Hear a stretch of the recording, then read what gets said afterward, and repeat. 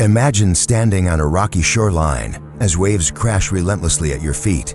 Each surge pulls and tugs at your ankles, trying to sweep you away. You grip the stones, plant your feet firmly in the sand, and breathe deeply. In that moment, amidst the chaos of salt and spray, you discover a profound truth. Your inner fortress can stand unshaken by external tempests. This is the essence of Stoic emotional detachment, an ancient art of cultivating unbreakable calm and unshakable clarity. If someone in your life grips you like that relentless sea, plucking at your thoughts, stirring your anxieties, and dragging you into emotional undertows, then it's time to learn how to release their hold. In the next few minutes, I invite you to journey through potent Stoic techniques that will empower you to detach with strength, grace, and unwavering equanimity. 1. Define detachment. What's in your control first? Let us deeply grasp what it means to detach truly. Detachment is not a frosty withdrawal from life, nor is it an emotional imprisonment in cold indifference. Instead, it is an empowering commitment to focus the full force of your attention and energy on what you genuinely can command. Your thoughts, your judgments, your desires, and your aversions. Everything beyond that sacred inner circle, another person's words, the whims of circumstance, the shifting tides of opinion, lies forever outside your jurisdiction. Imagine carrying two baskets as you walk through a crowded marketplace. In one basket, you place your own choices, your beliefs, your responses. In the other, you scoop up every passing judgment, every insult, every plea for approval, and every disappointment that comes your way. Before long, the second basket overflows, tipping you into anxiety, frustration, and despair, while the first basket remains disturbingly light. Detachment teaches you to set down that second basket.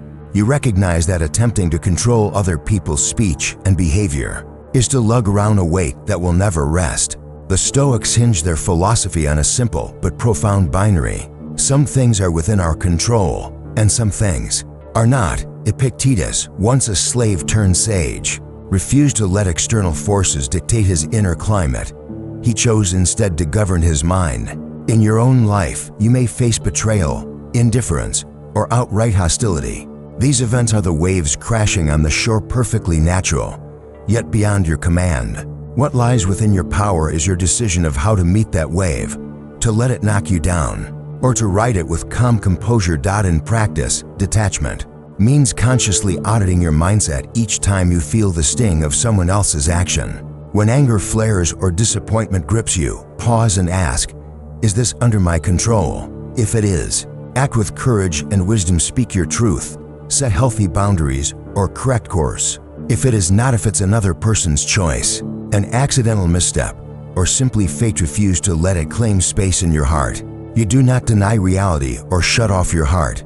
You simply choose to redirect your energy away from external noise and toward what you can shape: your intentions, your virtues. When you master this discipline, a remarkable transformation unfolds. You become an unshakable presence, no longer tossed by every breeze of opinion or every shadow of criticism. You stand firm in your sovereignty, wielding your attention like a finely honed blade. This, above all, is the essence of Stoic detachment, the unwavering recognition of your true domain and the resolute refusal to claim dominion over what rightly belongs to someone else. 2. Draw the mental boundary. Picture yourself standing at the threshold of your inner realm, where your values, your principles, and your peace reside. Now, envision drawing a vivid line around this sacred space, an invisible fortress wall that marks the territory of what you alone govern. On the outside of that circle lies everything beyond your jurisdiction: another person's whims, the swirl of gossip, the sudden slingshots of anger or praise.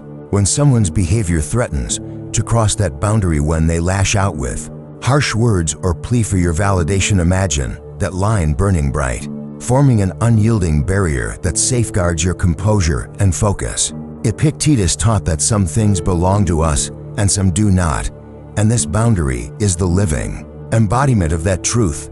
Creating it begins with intention. In moments of tension, pause and draw a mental map of your inner citadel. Feel the weight of responsibility lift from your shoulders as you shift your attention away from what you can't control, the other person's choices, and turn it inward toward your reactions. This is no passive retreat.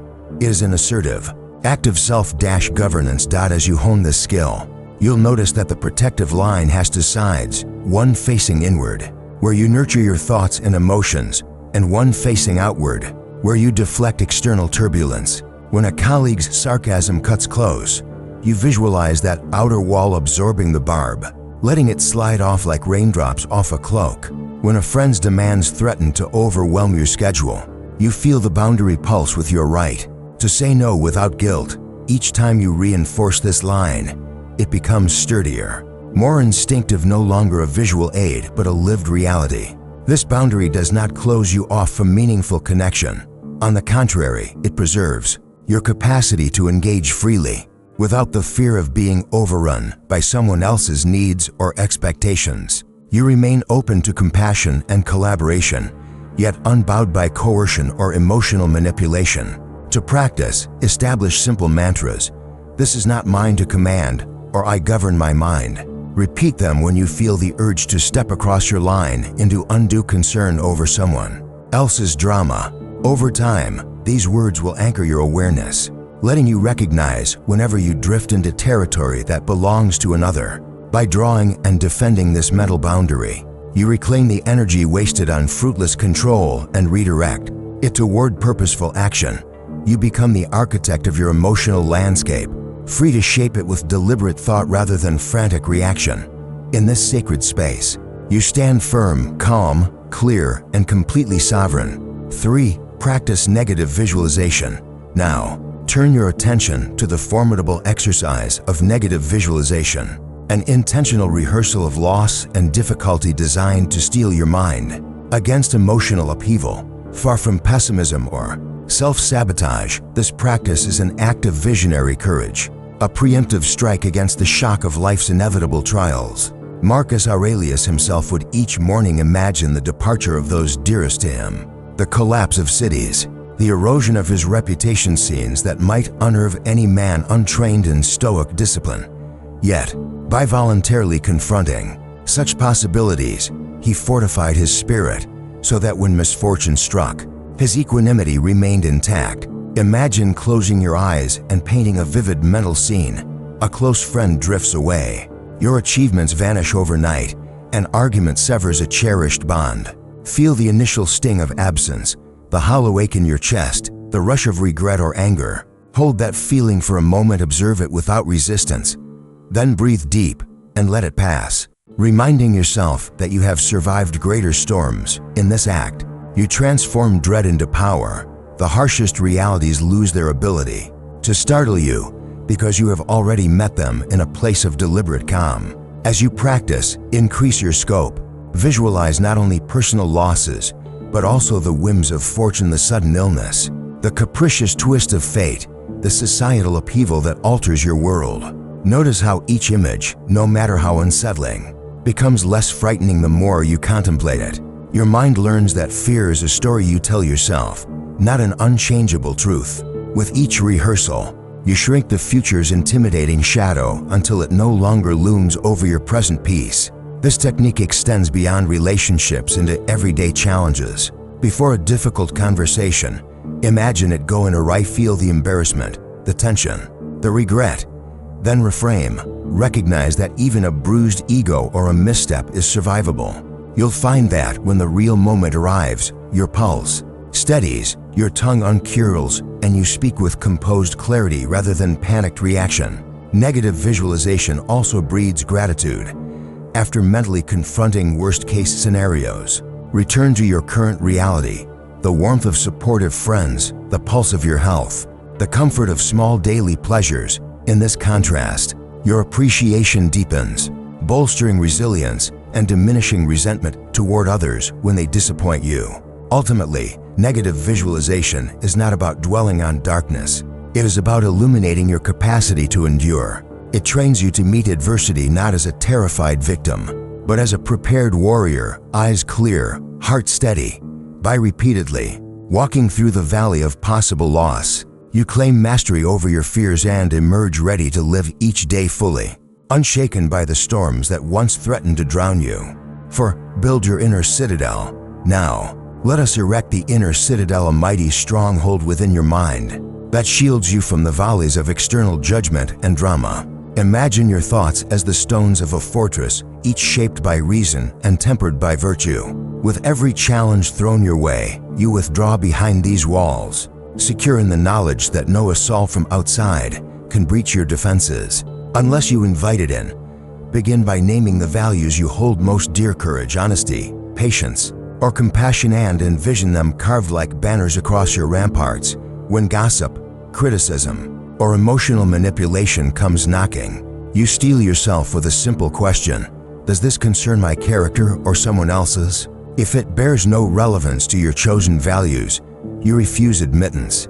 You do not squander a single stone of your inner fortress on opinions that do not build you up. Next, practice the act of mindful observation. Picture a sentry on the tower of your citadel, calmly surveying the horizon. Thoughts of anger or hurt appear on the horizon like distant riders. Rather than sprinting out to meet them, your sentry notes their approach, assesses their true threat, and then signals, stand down. You neither chase every passing emotion nor suppress it with guilt.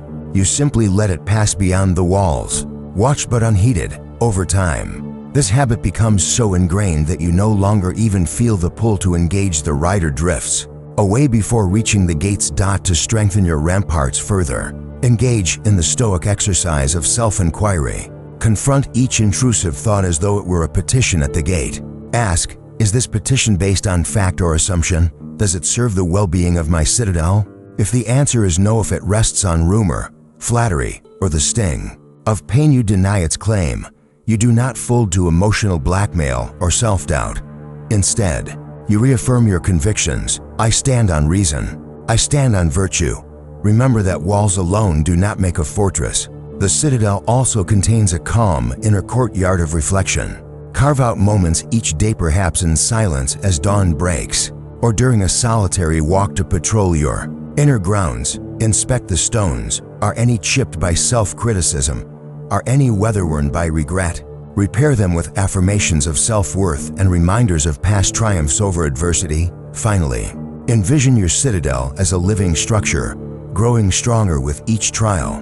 When others attempt to batter your gates with anger, jealousy, or despair, you do not flinch. You absorb the blows into your sturdy walls. Then you emerge from the keep, not hardened or bitter, but resolute and clear-eyed, having proved once again that your spirit cannot be conquered by outside forces. By building and maintaining this inner citadel, you claim sovereignty over your mind, no longer a passive target for emotional storms. You become the calm center that watches them whirl by. In this fortress of reason and virtue, you stand unshakable and yielding, empowered and free. 5. Apply the dichotomy of control. When the world around you erupts in chaos, it can feel as though every insult, slight, or setback demands your immediate and furious response. But the Stoics gifted us a transformative insight, the dichotomy of control. This principle teaches that everything in the universe falls into one of two categories: things you can control and things you cannot. Your power lies exclusively in the former. Imagine standing at the helm of a ship. Storm clouds swirling overhead. You cannot command the winds or calm the sea, but you can adjust the sails and steady the rudder. In the storms of human interaction, the winds are others' opinions, behaviors, and the capricious turns of fate. The rudder, by contrast, is your response, your choices, your words, your stance. By focusing on what you can steer, your preparation, your attitude, your integrity, you remain steady. Even when the gale roars, consider a colleague who publicly undermines your work. You cannot erase the memory of their words from the minds of co-workers, nor can you force them to change their tactics. Yet you hold absolute sway over your reaction. You can lash out in retaliation, or you can respond with measured composure, gathering facts, clarifying misunderstandings, and calmly presenting your achievements.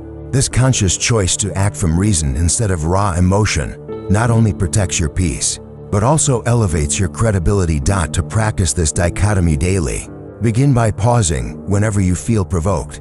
In that moment of heightened emotion, ask yourself, is this within my control? If the answer is yes, commit fully, speak up, set a boundary, seek a solution. If the answer is no, let it go. Release the urge to chase approval, to brood over slights, or to manipulate outcomes beyond your reach.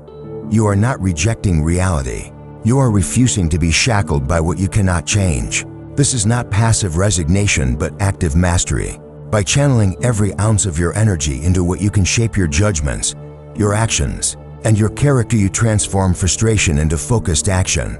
You become a force of nature in your own right, unbowed by circumstances and undistracted by futile desires. Over time, this discipline breeds confidence. You no longer wait anxiously for others' validation or dread their disapproval. Instead, you stand rooted in the certainty that you are directing the only arena fully under your command.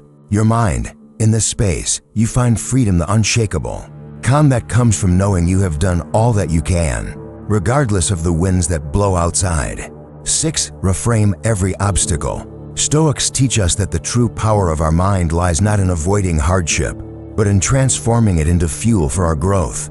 Every obstacle you encounter, be it betrayal by a friend, a sudden project setback, or the sting of rejection, is not a barrier, but a crucible in which your character is forged. When adversity comes, do not recoil in bitterness or self-pity. Instead, seize the moment and ask, how can this challenge serve me? Imagine a blacksmith at the forge. Raw, unshapely metal enters the flames and emerges, hammered and polished, into a tool of strength and precision. Your trials are those very flames. The criticism that cuts you, the failure that shames you, the conflict that rattles your nerves, all are opportunities to anneal your virtues: patience, resilience, empathy, and courage. When a harsh word lands, view it as a chance to practice. Equanimity. When a plan collapses, see it as an invitation to cultivate resourcefulness. Each disruption becomes a stepping stone, not a stumbling block. To put this into practice, begin by greeting every difficulty with a rhetorical salute. Welcome, challenge. This simple mental gesture reframes your emotional response from dread to curiosity and readiness. Instead of spiraling into worry, why is this happening to me? You pivot to purposeful inquiry. What lesson or strength can I harvest? Here, with this shift, the obstacle shrinks in intimidation and expands in value. Next, detach from the narrative of victimhood. Our minds love melodrama, casting us as tragic heroes wronged by fate. Reject that script. Take the author's pen into your own hands and write a new scene. You, standing firm, turning every blow into a lesson. For example, if a peer excludes you from a decision, don't internalize it as proof of your inadequacy. Instead, ask, is there a skill I can sharpen, my communication, my initiative, my relationship building that would prevent this next time? You transform exclusion into a roadmap for growth. Reframing also demands gratitude for the adversity itself. Yes, you heard that correctly. Choose to be thankful for the disruption. Why? Because without friction, there is no progress. Like the grain that must be crushed to release its oil, you too must sometimes feel the squeeze before your deeper strengths emerge. Recognize that each trial is a gift disguised in rough packaging, a chance to recalibrate your values, reinforce your resolve, and expand your capacity for joy when the storm passes. Finally, record your reframing victories. Keep a brief journal of moments when you successfully turned an obstacle into an advantage. Over time, this log becomes a testament to your evolving mastery. On days when doubt returns, you can flip through these entries and remember that every trial reinforced your citadel rather than shattered it. By consistently reframing, you rewire your emotional reflexes, so adversity no longer triggers a downward spiral, but sparks a powerful upward climb. You cease fearing life's inevitable stones and instead become the climber who uses each handhold, each obstacle, to scale ever greater heights of wisdom, strength, and freedom. 7. Take the view from above. Close your eyes and imagine yourself lifting off the ground, rising higher and higher until the familiar landmarks of your life, your home, your workplace, your daily routines shrink into a mosaic of color and shape. From this lofty perspective, the petty dramas that once felt monumental become no more significant than ripples across a vast ocean. The insult that stung like a dagger now looks like a fleeting shadow, and the tension of a strained relationship fades into a single thread in an immense tapestry of human experience. that as you float above the earth, notice the endless cycles unfolding below. Bustling cities giving way to quiet towns, rivers carving valleys through mountain ranges, seasons shifting from bloom to frost and back again. Each scene reminds you that change is the only constant. The very ground where yesterday's worries stood is now transformed, refreshed, or repurposed by forces far greater than a single event or emotion. In this context, your trials appear as transient moments, not defining realities. This view from above is not an escape, but a powerful reframing. It trains your mind to see beyond immediate setbacks and recognize the broader currents of life. When you practice this meditation, you develop a sense of humility. You see your concerns alongside billions of other lives unfolding in parallel. You also cultivate compassion, understanding that everyone, every friend, rival, stranger is navigating their peaks and valleys. To make this perspective a habit, set aside time each morning or evening. Sit quietly, breathe deeply, and mentally ascend first above your room, then above your town, above your country, and finally above the entire planet. Let your breath match the gentle, expansive rotation of the globe. Spend a few moments there, absorbing the calm that comes from seeing life's grand scale. When you return to your daily life, carry this spacious awareness in your heart. Let it soften the edge of criticism and diffuse the power of insult. You will find that conflicts lose their urgency and disappointments no longer derail your equilibrium. Instead of reacting reflexively, you respond with the composed wisdom of someone who has seen the greater picture. By repeatedly taking the view from above, you transform emotional detachment into an act of profound engagement, one that honors the full scope of human existence without surrendering your inner calm. You remain connected, compassionate, and clear-headed, untouched by the storms that swirl beneath your elevated vantage point. 8. Embrace voluntary discomfort. In the practice of Stoicism, true strength is forged not in ease but in the deliberate choice to endure small hardships. Voluntary discomfort is a training ground for the spirit, a way to court challenge on your terms so that when life's inevitable storms arrive, you meet them with calm resolve rather than panic. This is not masochism, it is strategic preparation, an intentional rehearsal that sharpens your endurance and emboldens your character. Begin by introducing simple austerities into your routine. Skip the morning coffee, turn down the thermostat, or take a brief cold shower. Feel the initial shock of chill on your skin, the mind's urge to retreat to warmth and comfort. Rather than yielding, stand firm and breathe into the sensation. Observe how the discomfort peaks and then subsides, just as waves break upon a shore and recede. In this practice, you learn that no feeling lasts forever, and you claim mastery over the impulse to flee pain. As you grow accustomed to these modest trials, escalate your challenges mindfully. Fast for a single meal, walk briskly in windy weather, or resist the lure of entertainment for an extra hour each evening. With every voluntary hardship, your tolerance for involuntary suffering increases. When the cold wind of rejection or the burning gust of betrayal hits, your mind recalls the minor discomforts you've already conquered and you stand unshaken. Voluntary discomfort also reveals the difference between want and need. In choosing to forego creature comforts, you see how many modern conveniences are mere luxuries that foster dependency. When you deprive yourself of them, you recognize how little you truly require to thrive. This awareness loosens the grip of external circumstances. If you can flourish without constant warmth or the endless scroll of distractions, then the barbs of circumstance hold far less power over your peace. Moreover, each time you step voluntarily into a challenge, you strengthen your confidence. You prove to yourself that you can endure what you once feared, and that knowledge becomes a reservoir of resilience. When life's real hardships strike, you no longer dread the unknown. Instead, you greet adversity with an internal salute, knowing you have prepared for it willingly. Finally, integrate moments of voluntary discomfort with mindful reflection. After each trial, pause to acknowledge what you've learned, how the body and mind reacted, how quickly the intensity faded, and how your resolve grew.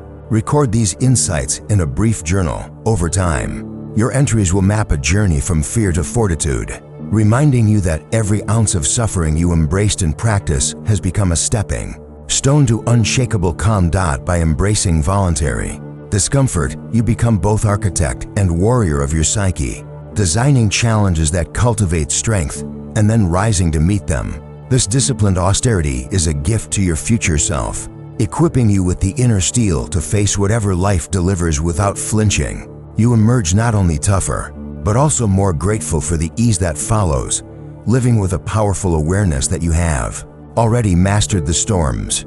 9. Avoid numbness. Hold compassion.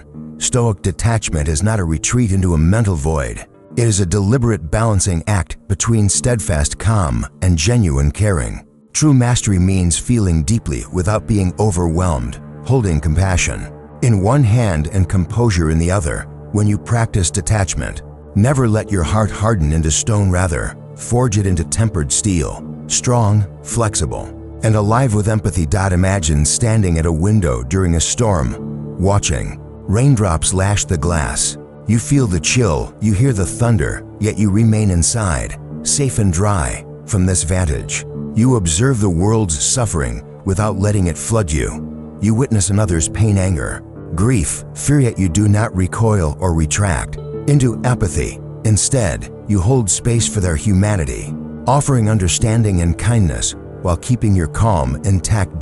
To cultivate this balance, begin by recognizing the difference between compassion and emotional contagion. Compassion lights up when you see someone suffering. Emotional contagion spreads their pain into your soul. The Stoics teach that you can stand beside another in solidarity without absorbing their distress.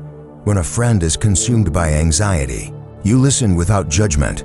You acknowledge their feelings. I see your struggle, while maintaining an inner anchor of equanimity. Your calm presence becomes a balm, not a blank wall. Next, practice the exercise of compassionate witnessing. Throughout your day, pause briefly to scan your mind and body.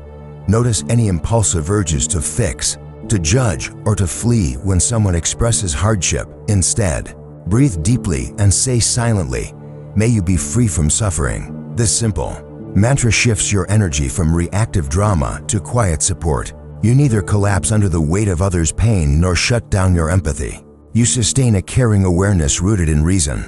Remember that detachment frees you to serve more effectively. When you are not mired in emotional turbulence, your actions become clearer and more impactful. A composed mind offers sound advice. An unflinching presence provides steady comfort. By detaching from your fears, you open a channel of genuine generosity toward others, freely giving your time, your counsel, your solidarity. Finally, guard against the temptation to confuse indifference with strength. True Stoic strength grows in a heart that beats with compassion.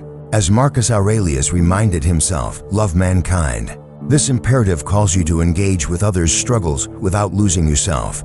You stand as a calm lighthouse, its beam reaching into others' darkness without being extinguished by the storm. By avoiding numbness and holding compassion, you fulfill the highest promise of Stoic practice. You become an unshakable presence, capable of both unbreakable calm and boundless kindness, proof that detachment need not harden the heart, but can expand it into a refuge of strength and empathy for all who seek its shelter. 10. Conduct a daily self-audit. Every evening, as twilight descends and the world's clamor softens, seize a moment to turn your gaze inward. Conducting a daily self-audit is like a warrior polishing his armor after battle. It ensures that your mind remains battle-ready, free from dents of regret and streaks of unexamined emotion. This practice is not a chore of guilt, but a disciplined ritual of growth, where you shine the light of reason upon your actions and refine the steel of your character. Begin by finding a quiet space, your desk, a park bench, or the stillness of your bedroom. Close your eyes and take 3 deep breaths, releasing tension with each exhale. Now, gently scan the day's events and your responses to them. What moments stirred your anger, envy, or frustration? Which interactions left you unsettled or off balance? Name them without judgment, simply acknowledging, "Here's where I slipped." Next, ask yourself targeted questions. Did I let someone else's words knock me off center? Did I chase approval when I should have upheld my boundaries? Where did I fail to choose virtue over impulse? For each lapse, Identify the Stoic principle that could have guided you, perhaps the dichotomy of control, the shielding citadel, or compassionate detachment, and imagine applying it in that moment.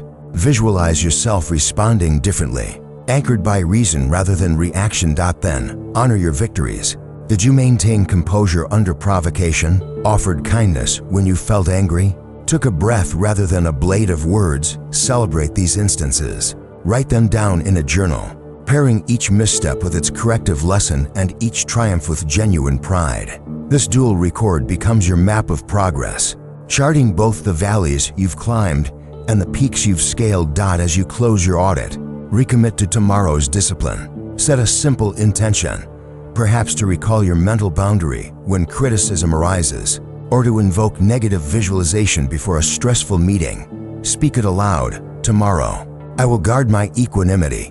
Let these words anchor your subconscious. Before sleep. By conducting a daily self-audit, you transform fleeting awareness into lasting transformation. You catch habitual patterns before they root, and you nurture virtues until they bloom over time. This ritual becomes as automatic as breathing. Your mind evolves into a self-correcting engine of wisdom. You awaken each day not merely surviving life's challenges, but mastering yourself in the crucible of every passing moment. 11. Practice familiarity breeds freedom. In every relationship, whether with a partner, a friend, a colleague, or a family member, our hearts tighten when we treat another's presence as an unearned entitlement. We cling, we demand reassurance, we chafe at distance. Stoicism offers a liberating alternative. The principle of familiarity breeds freedom, which teaches us to embrace the ebb and flow of closeness without clutching at permanence or wallowing in perceived abandonment. Begin by recognizing that every person in your life has their rhythms, priorities, and inner world. When you accept that their attention and affection are gifts rather than guarantees, you free yourself from the anxiety of constant validation. Instead of texting again and again for a reply, or brooding when lunch plans shift, you acknowledge, this person moves according to their nature, just as I do. In this acceptance lies the seed of freedom. Next, practice deliberate spacing. If you usually text a friend 3 times a day, try scaling back to once. Notice the impulse to fill that quiet moment with worry. Did I offend them? Are they upset with me? When the urge strikes, remind yourself, our bond does not hinge on constant contact. By tolerating the small pang of uncertainty, the mild discomfort of not knowing, you fortify your confidence in the strength of your connection. Simultaneously, cultivate appreciation when that person does return. When your friend replies after hours, greet their message with warmth rather than passive expectation. By treating their re-engagement as a welcome reunion instead of an overdue obligation, you cultivate gratitude and joy in the relationship. This balance of space and celebration dissolves the drama of anticipation and disappointment. Apply the same mindset to romantic partnerships. Instead of suffocating your partner with check-ins or labeling their independent plans as betrayal, honor their autonomy. See their time apart not as rejection, but as normal breathing room. Then, when you reunite, your shared moments shine with genuine presence, unpolluted by the residue of anxiety. At work, too, the principle holds. Rather than demanding constant approval from your boss or peers, focus on doing your best and stepping back. Trust that your competence speaks for itself. When recognition comes, perhaps after days or weeks, you receive it with equal parts humility and pride, knowing that your worth was never defined by immediate praise. Ultimately, familiarity breeds freedom is a practice in non-attachment that deepens true connection. You learn to love others not out of desperation, but from genuine choice. You respect their boundaries and your own.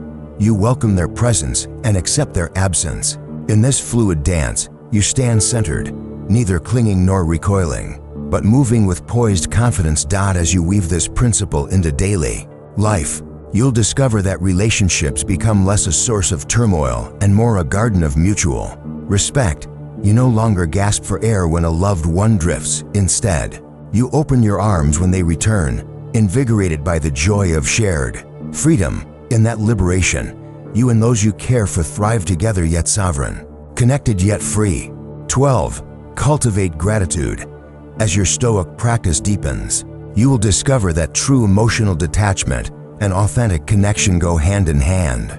And at the heart of this union lies gratitude. Gratitude is not a fleeting sentiment. It is a conscious technique that rewires your mind to see the fullness of every relationship, transforming resentment into appreciation and indifference into warmth. Begin each day with a deliberate moment of reflection. Before you even rise, recall 3 things you value in your life, perhaps the steady companionship of a friend, the lessons learned from a past conflict, or the simple beauty of morning light. Feel the swell of appreciation in your chest.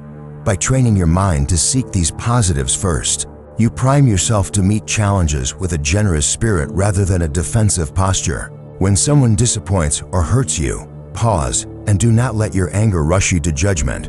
Instead, close your eyes and picture a memory of that person at their best, their laughter in a shared moment, their kindness when you were vulnerable, or the times they offered support without hesitation.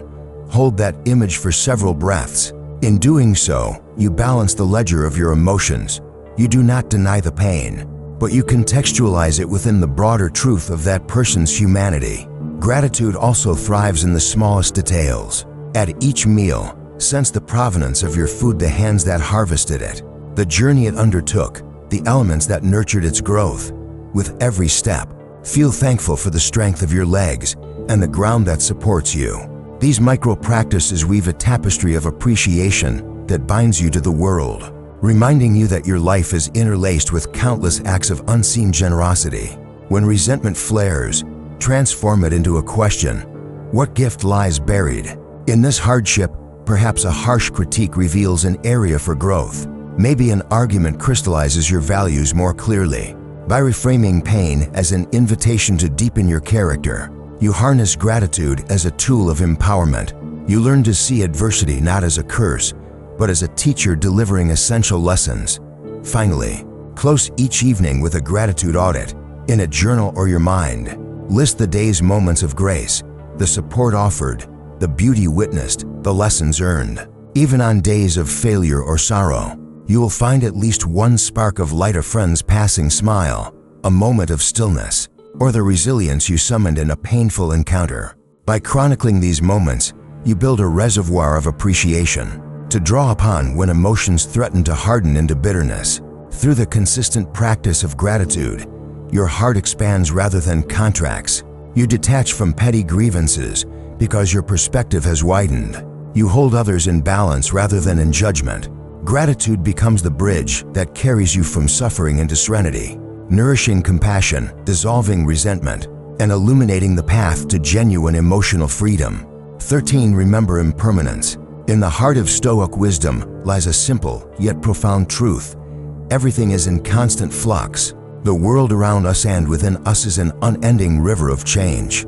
By anchoring yourself in this reality, you loosen the grip of fear and resentment, understanding that every joy and every pain is destined to transform, pass, and make way for what comes next. Imagine a single tree through the seasons. In spring, it bursts into lush greenery. In summer, it offers shade and fruit. In autumn, its leaves blaze in fiery hues before drifting to the ground. In winter, its bare branches stand skeletal against the gray sky. At no point does the tree resist its cycle. It neither clings desperately to summer's warmth nor despairs at winter's bareness.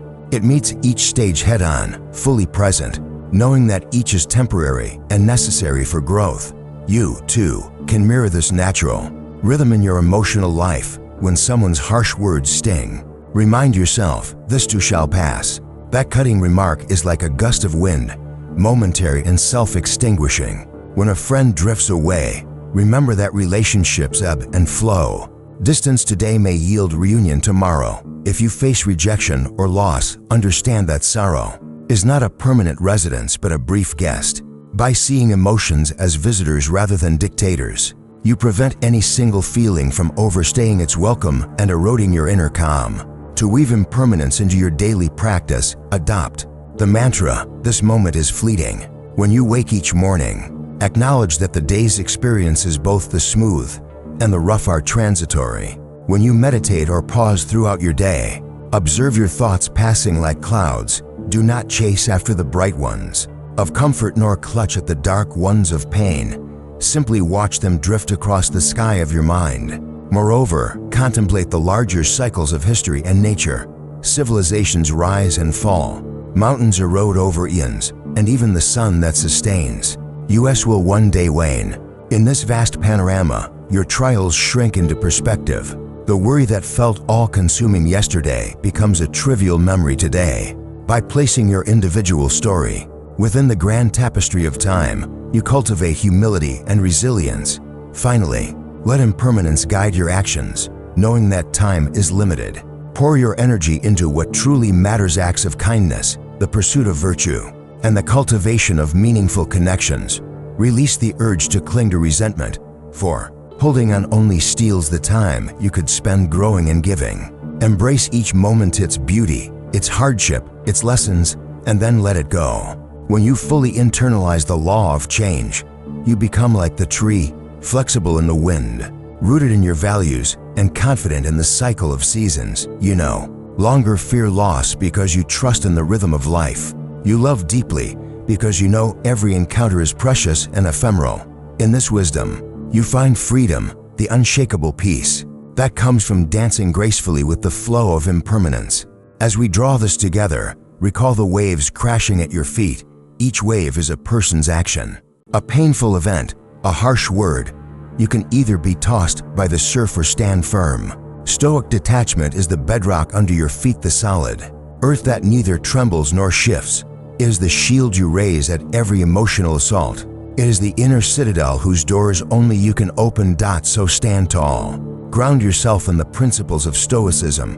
Recognize the boundary between what is yours to command and what lies beyond. Practice negative visualization and the view from above. Rehearse discomfort, conduct nightly audits, and cultivate gratitude.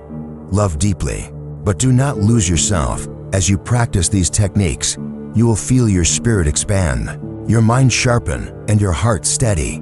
The emotional ties that once bound you will loosen until you stand free, unyielding, compassionate, and clear. Remember, detachment is not denial of emotion. It is mastery over emotion. It is saying, I feel, but I do not surrender. It is the art of living fully engaged, yet unenslaved by external storms. You are the rock in the crashing surf, the steadfast, unmoving, immovable core. Embrace this power. Let the Stoic wisdom of centuries guide you. Stand firm, breathe deep, and let the waves wash over you without breaking your resolve. This is your invitation to freedom. This is your call to strength. Detach with purpose, detach with grace, detach with love, for in true detachment, you discover the boundless serenity of your soul.